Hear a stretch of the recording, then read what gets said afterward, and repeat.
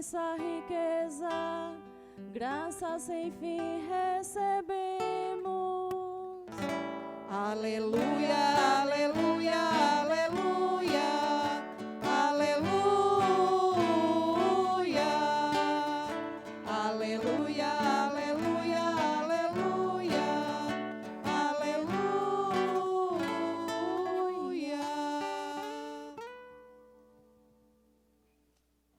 O Senhor esteja convosco. Ele está no meio de nós. Proclamação do Evangelho de Jesus Cristo, segundo João. Glória a vós, Senhor. Naquele tempo, João estava de novo com 2 de seus discípulos, e vendo Jesus passar, disse: Eis o Cordeiro de Deus. Ouvindo essas palavras, os 2 discípulos seguiram Jesus. Voltando-se para eles, e vendo que o estavam seguindo, Jesus perguntou: O que estáis procurando? Eles responderam: Rabi, que quer dizer mestre, onde moras? Jesus respondeu: Vinde ver. Foram, pois, ver onde ele morava, e nesse dia permaneceram com ele. Era por volta das 4 da tarde. André, irmão de Simão Pedro, era um dos 2 que ouviram as palavras de Jesus e o seguiram. Ele foi encontrar primeiro seu irmão e lhes disse: Encontramos o Messias, que quer dizer Cristo. Então André conduziu Simão a Jesus. Jesus olhou bem para ele e disse: Tu és Simão, filho de João. Tu serás chamado Cefas, que quer dizer pedra. Palavra da salvação. Glória a vós, Senhor.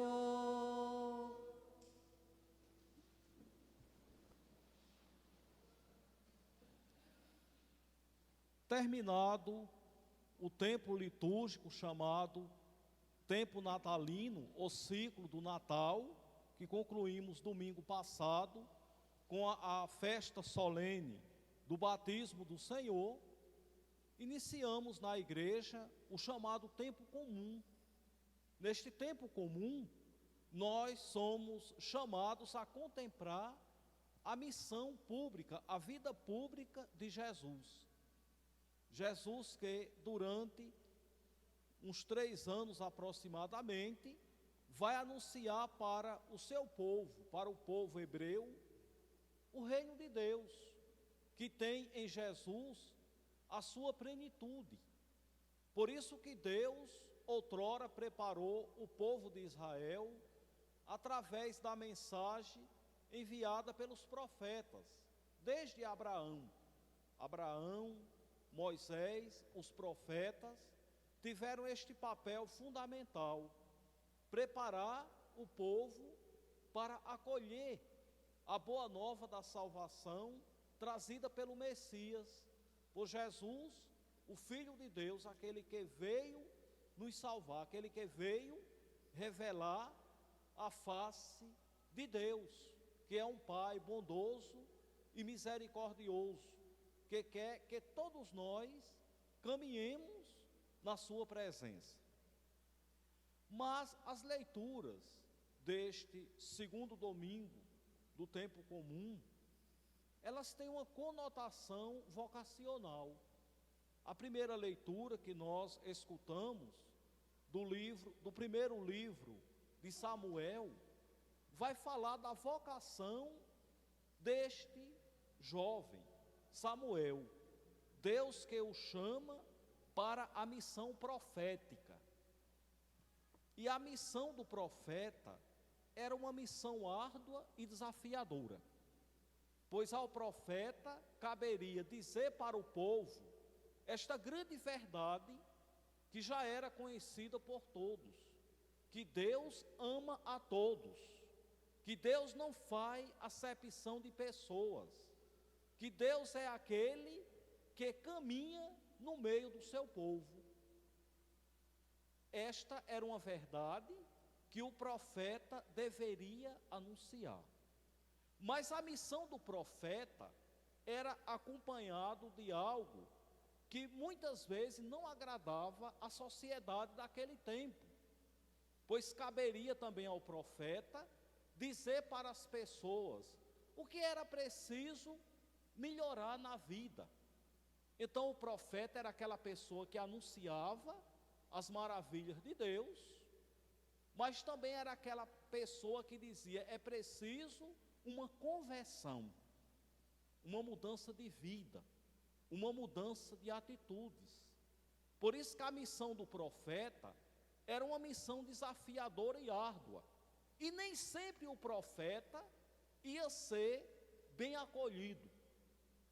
Muitas vezes o profeta ia ser incompreendido, maltratado, perseguido e até morto.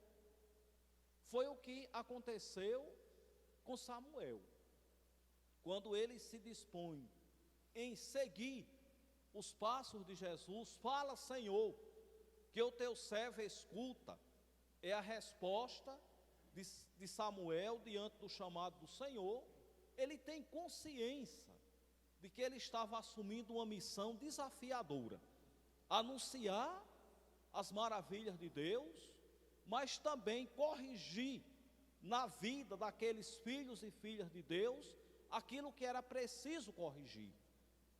Então, muitas vezes o profeta era uma pessoa que se tornava antipática perante a sociedade daquele tempo. Mas trazendo para os tempos atuais, não é diferente. Não é diferente.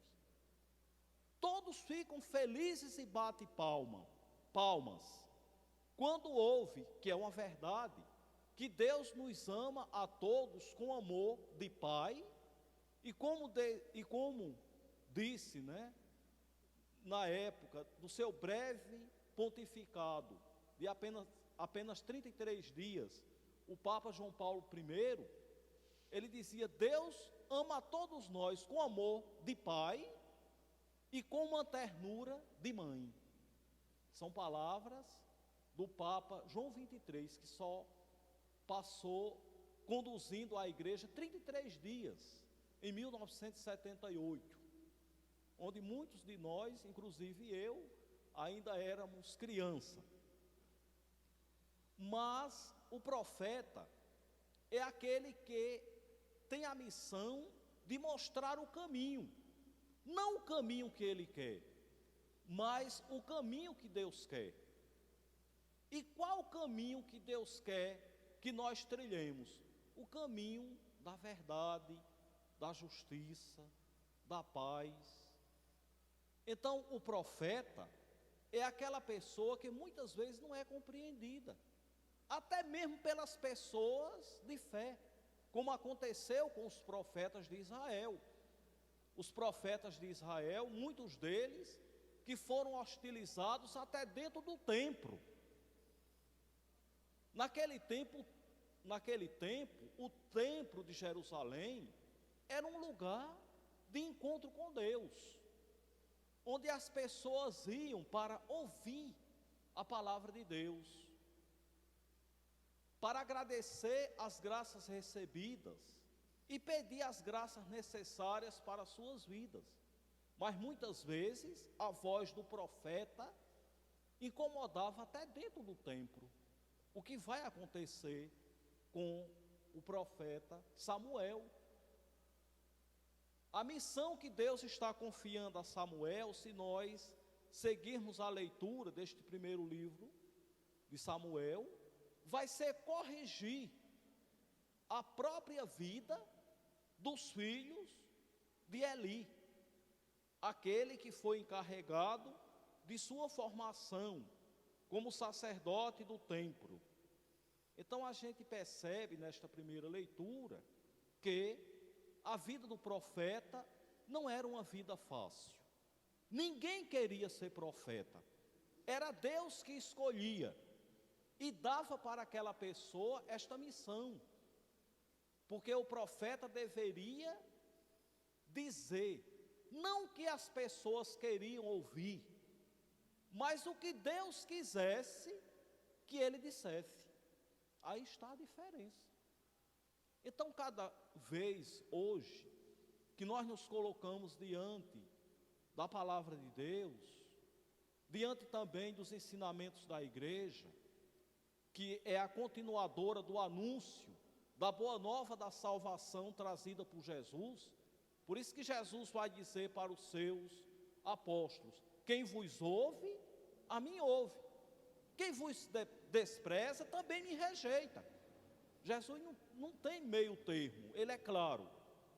Então é preciso que nós, que temos esse contato com a palavra de Deus, com os ensinamentos de Jesus através da igreja, tenhamos esta sensibilidade de deixarmos também que a palavra de Deus, que os ensinamentos da igreja, nossa mãe, nos ajude a corrigir aquilo que cada um de nós precisamos corrigir na nossa vida.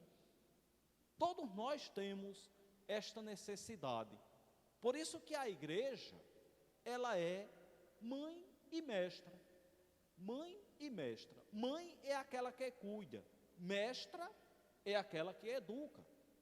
E é preciso que nós, como filhos e filhas de Deus, como membros desta grande família de Deus que é a igreja, deixemos nos orientar e conduzir pela palavra de Deus e pelos ensinamentos da igreja. Pois a igreja, ela está para nos orientar, para que nós sigamos fielmente os passos de Jesus. É esta a missão da igreja e também a missão de todos nós, como membros desta grande família que é a igreja. A segunda leitura de hoje, ao se dirigir à comunidade de Corinto, daí primeira carta de São Paulo aos Coríntios, São Paulo vai adverti-los a respeito do cuidado com a vida. Ele parte dizendo: vossos corpos são membros de Cristo. Isso porque São Paulo encontrou naquela comunidade de Corinto muitos desmandos, muitos desvios, pois eles viviam naquele tempo a cultura greco-romana, onde trazia tanta confusão na vida das pessoas. E São Paulo, ele aqui, não vai se apresentar simplesmente como moralista, mas ele vai recordar esta grande verdade, que cada pessoa, criada por Deus, a sua imagem e semelhança, e Deus na sua misericórdia, por meio do seu Filho Jesus, que chamou a todos a esta configuração com ele pelo batismo, que todos os batizados são moradas de Deus, e como moradas de Deus, precisavam ter este cuidado com a valorização da sua vida, do seu corpo, como também do irmão. Essa preocupação que hoje nós somos chamados a ter, diante de uma situação difícil que estamos vivendo no mundo e também no nosso Brasil, devido a esta pandemia da Covid-19. Todo cuidado que nós devemos ter para preservar a nossa vida, a nossa saúde e a saúde do irmão, são necessárias.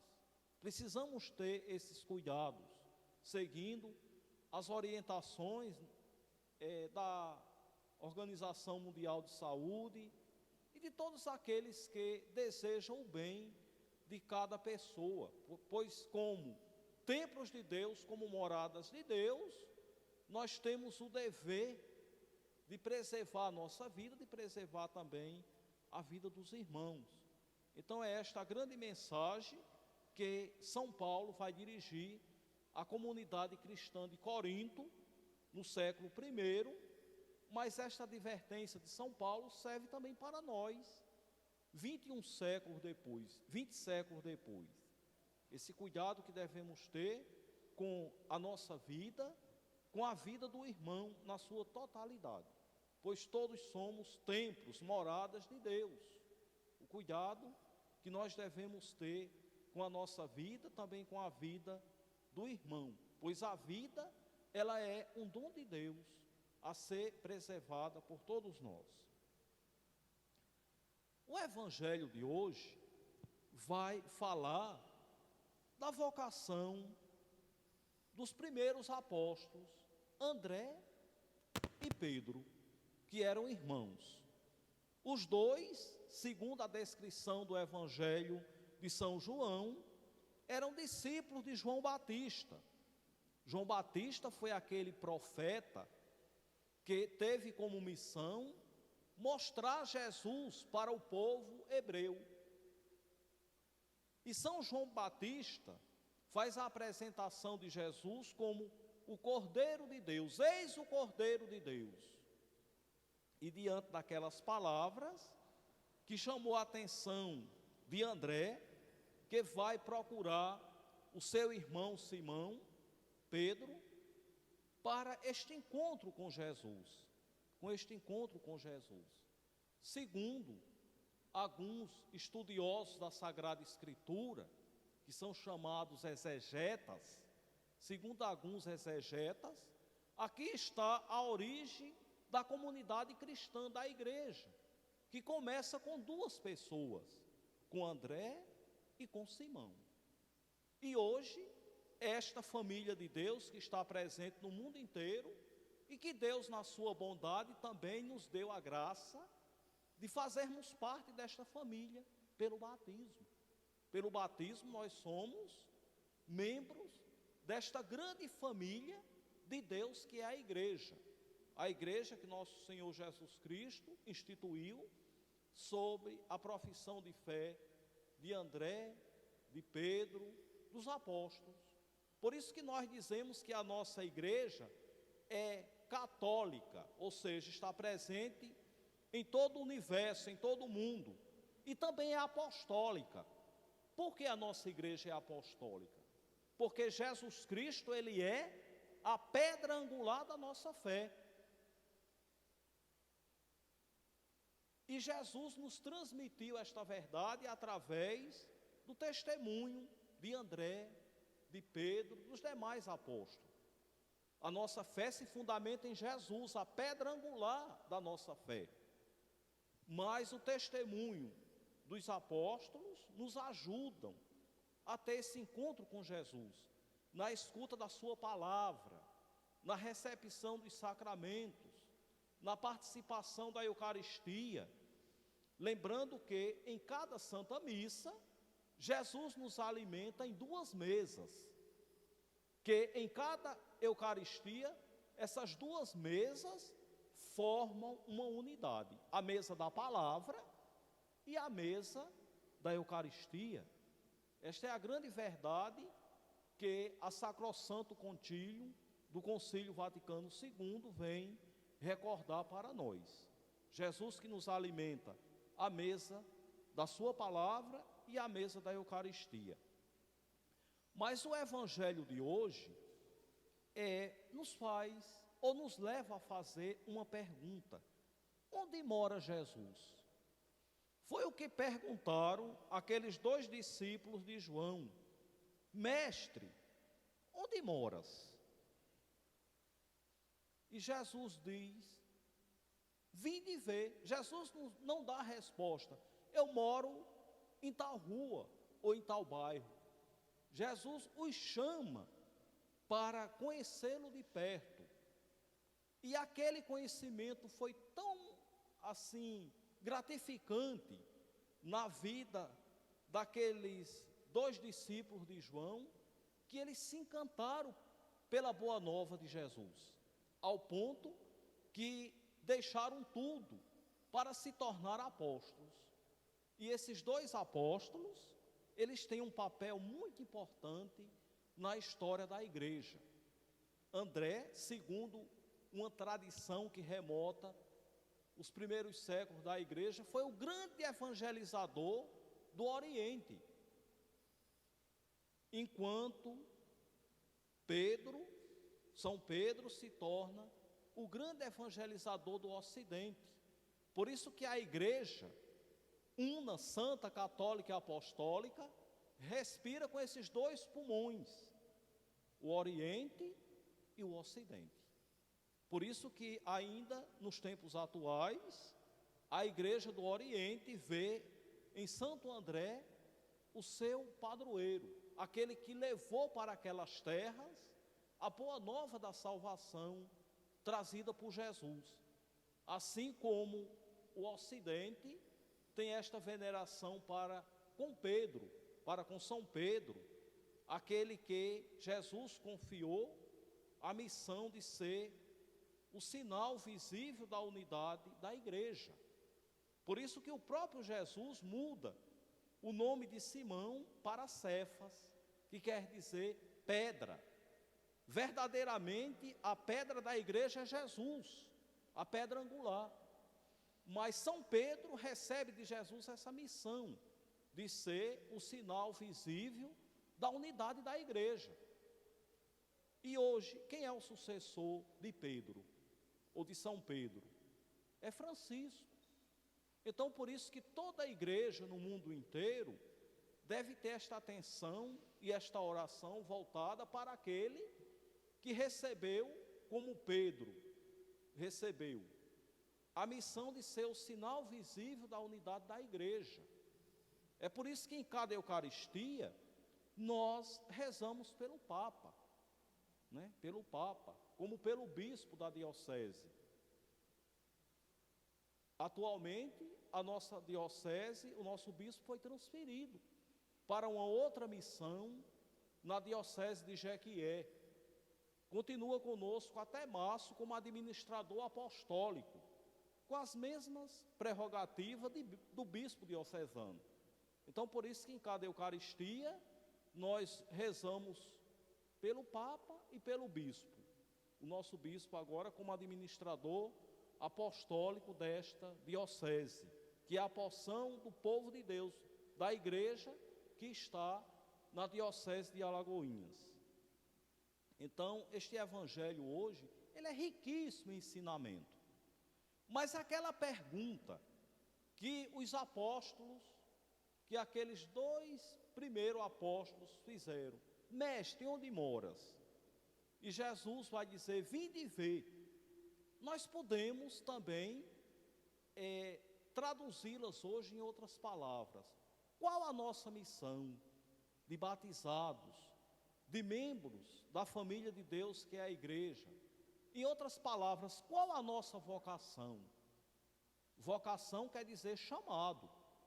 O Senhor nos chama a cada dia a ouvir a sua palavra, a viver os seus ensinamentos, a fazer parte da grande família de Deus que é a igreja e de ser testemunha de Jesus no meio deste mundo. Na escola, apesar de ultimamente não estar havendo, né, devido à situação da pandemia, mas no ambiente de trabalho, na família, no lazer, onde estiver um batizado, ali está alguém que deve testemunhar Jesus, com a sua palavra, mas sobretudo com o testemunho de sua vida. O grande Santo Antônio de Pádua dizia: olhe, cessem as palavras, dizia Santo Antônio, falem as obras. Então, muitas vezes, nos tempos de hoje, o testemunho, ele fala muito mais do que muitas palavras. Isso aconteceu na vida de muitas pessoas que seguiram os passos de Jesus. A nossa irmã Dulce, hoje Santa Dulce dos Pobres, como é conhecida no mundo inteiro, né? As pessoas que conviveram e tiveram a graça de conhecê-la, dizem que era uma pessoa de poucas palavras. As pessoas que tiveram a graça de conhecê-la dizem que ela falava muito pouco. Mas a vida da irmã Dulce, hoje Santa Dulce, é um grande testemunho de Jesus, né? Não só para nós católicos, mas para todas as pessoas de boa vontade que a conheceram, ou tiveram a graça de conviver com ela. Então, o grande desafio do cristão hoje isso serve para todos nós, para mim, para toda a igreja, para todos nós. É esse esforço de vivermos, esse esforço que devemos fazer a cada dia, para vivermos aquilo que Jesus quer que nós vivamos. É fácil? Não é, mas não é impossível, porque a graça de Deus nos assiste. E é preciso que nós nos coloquemos nessa atitude de responder os apelos do Senhor. Então, qual a minha vocação? É uma pergunta que nós poderemos refletir durante todos esses dias, durante toda esta semana. E que Deus ajude a cada um de nós a darmos uma resposta condizente a este chamado que Ele faz a cada um de nós, cada um no seu estado de vida. Assim seja. Amém. Vamos ficar de pé e vamos todos juntos renovar a nossa fé rezando.